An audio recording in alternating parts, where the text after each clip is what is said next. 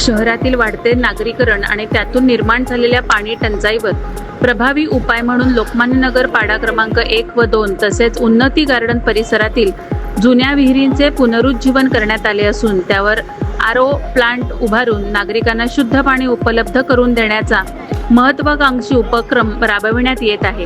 या उपक्रमाचे लोकार्पण परिवहन मंत्री प्रताप सरनाईक यांच्या हस्ते करण्यात आले।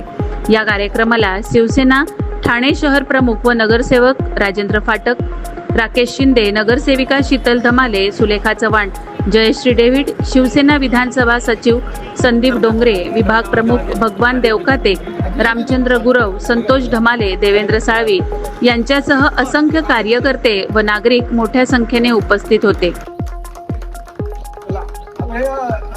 प्रामुख्यानं ओवळा माजिवडे विधानसभा मतदारसंघामध्ये ज्या विहिरी आहेत त्या बहुतांश विहिरी ह्या अतिशय घाण झाल्या होत्या।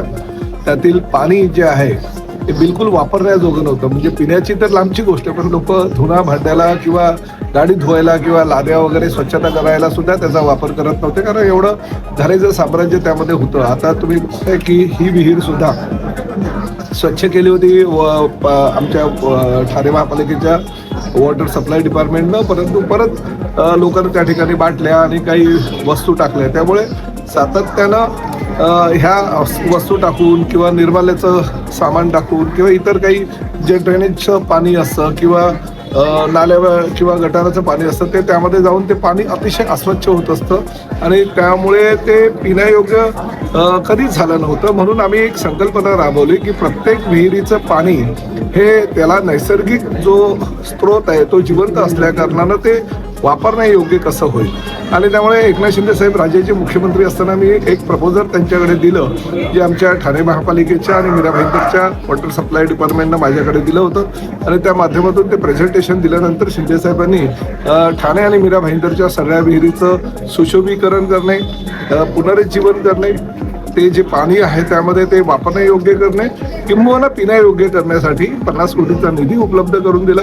ते प्रपोजल आम्ही तयार केलं आणि गेल्या 2 वर्षापासून त्यावर काम चालू होऊन आज त्यापैकी बहुतांश विहिरी ह्या स्वच्छ करण्यात आलेल्या आहेत। त्यावर आरओ प्लांट लावलेले आहेत। आमच्या महापालिकेच्या अधिकाऱ्यांच्या म्हणण्यानुसार आणि जे आमचे कन्सल्टंट आहे त्यांच्या म्हणण्यानुसार हे पाणी पिण्यायोग्य आहे, कारण लॅबमध्ये सुद्धा त्यांनी ते पाणी नेलेलं आहे।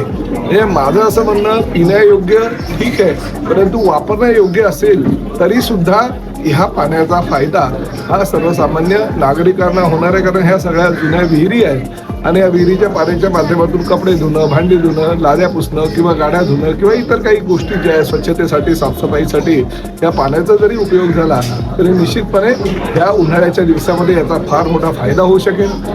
ही जी विहीर आता आपण करतोय त्या विहिरीचं पाणी पिण्यायोग्य असल्याकारणानं आरओ प्लॅन्टच्या माध्यमातून अतिशय चांगल्या प्रकारे तो विकसित करण्यात आला आणि ताबडतोब हे जे पाणी आजपासून आता येणार आहे ते लॅबमध्ये दाखवून 2 ते 3 दिवसामध्ये तो लॅबचा रिपोर्ट हा या ठिकाणी लावण्यात येईल आणि त्यानुसार हे पाणी पिण्यासाठी सुद्धा या परिसरातल्या जनतेला वापरता येईल। सर, विहिरीमध्ये जो काही बाटल्या वगैरे टाकल्या जातात या संदर्भात नागरिकांना काय त्यासुद्धा मी सूचना केलेल्या आहे की शक्यतो बघा आता जेव्हा विहिरीचा उपयोग किंवा विहिरीच्या पाण्याचा उपयोग केला जातो त्यावेळेस लोक त्याचा वापर चांगल्या प्रकारे करतात। आता ह्या ठिकाणी बाटल्या वगैरे टाकल्या गेलेल्या आहेत, परंतु हेच पाणी आपल्याला प्यायचं आहे, आपल्याला वापरायचं हे जेव्हा त्यांना समजेल त्यामुळे ते कचरा वगैरे त्या ठिकाणी टाकणार नाही आणि तशा सूचना मी दिलेल्या आहेत। आता जो कचरा साठलेला आहे तो मी ताबडतोब साफ करायच्या सूचना आमच्या अधिकाऱ्यांना दिलेल्या आहे, परंतु भविष्यामध्ये हीच लोक, हेच नागरिक ही विहीर स्वच्छता ठेवण्यासाठी आमच्या महापालिकेच्या अधिकाऱ्यांना